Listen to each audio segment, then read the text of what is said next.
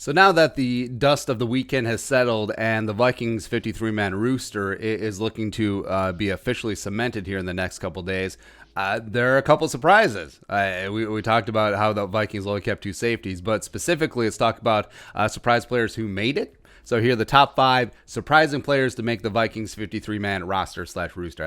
I love that some people don't get the bit, but... yeah. All right, so first up, running back Ameer Abdullah. So with KJ Osborne winning the kick and punt return job, I thought it really could put Abdullah in danger. Yes, the Vikings want to be a run-first team. It is great that they go 4 deep. It is the strongest 4-deep running back group in the league. But also, I think that they probably could have gotten Abdullah down on the practice squad. But I guess the Vikings didn't want to risk it. And yeah, respect. Ameer Abdullah is a very solid receiver. He had 15 catches for 88 yards and a touchdown last year on 21 targets. But he clearly is the running back 4, and now that he doesn't have kick return duties in all likelihood, that really does diminish his roster value, specifically his game day value, because like I said, he is running back 4. Madison is 2, Dalvin is numero uno, and then Boone, he got the starting nod week 16 last year and had the bulk of the work against the Packers Sunday Night Football when Madison and Dalvin were dinged up. So it's pretty clear that Abdullah is behind Mike Boone. I think Mike Boone is ready to start.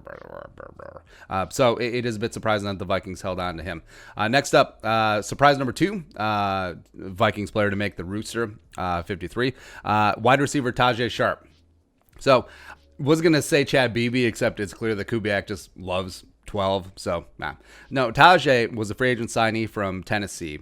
Was 2016, I believe it was 5th or 6th round pick out of UMass, and I think he was really underrated. I don't think he ever got the time of day at Tennessee, but solid route runner, and he's actually the tallest receiver on the roster besides Chisena, which, you know, Kirky needs a tall receiver. But Tajae, a little bit slow to get out of the gate, and understandably, too, because no OTAs, no mini camps. So the first time that he met Kirk Cousins and caught a ball from number 8 was at the start of training camp, which is like a couple weeks ago, which is just kind of insane. But had a bit of a rough start, eventually worked his way up to the 2s and looked pretty decent there. But what is the plan?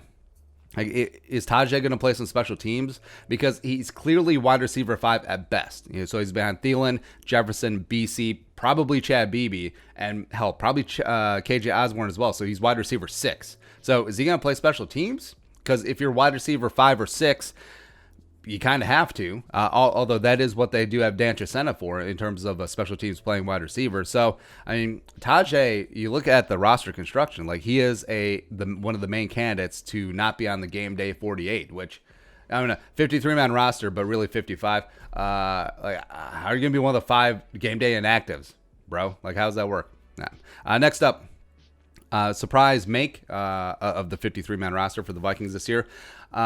Both edge rushers, DJ Wonnum and James Lynch. So most 4-3 teams carry 8, 9, sometimes 10 defensive linemen. Vikings have 11.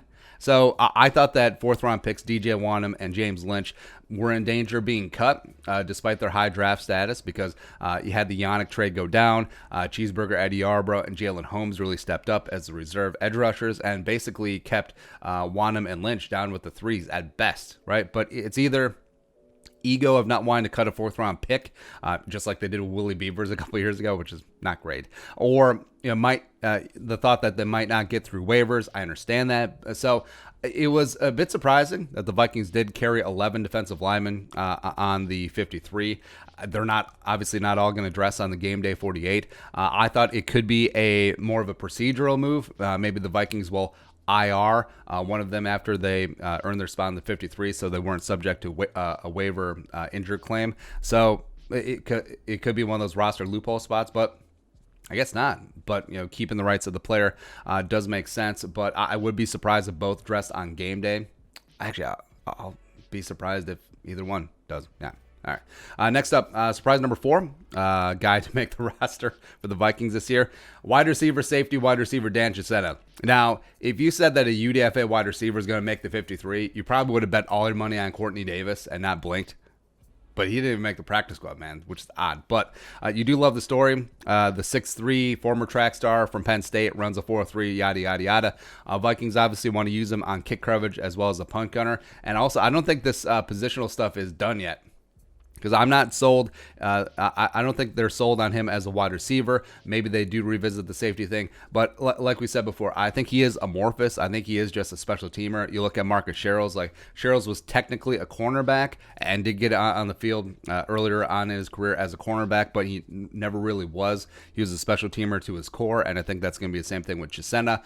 So even though a run-first team is rostering 7 wide receivers, I more count it as 6, as I don't think Chisena is going to be hitting the field as a wideout anytime soon. Lastly, surprise number 5 guy to make the roster for the Vikings this year. So Sean Mannion. All right. So in the grand scheme of things, no, not really a surprise, especially the way the training camp played out. But yes, given the offseason, like, Mannion was terrible in relief last year. I understand that he knows the system. I understand that Kubiak, both the Kubiaks do know him from last year. But you would have thought with better veteran backup options like Jameis Winston out there signing for the league minimum with the Saints, or even Joe Flacco, the corpse of Joe Flacco, who Kubiak goes way back like chiropractic with. They're both in Baltimore in 2014. Flacco had one of his best seasons. Or hell, even a guy like Trevor Siemian, who did not make the Titans. They just signed him to their practice squad.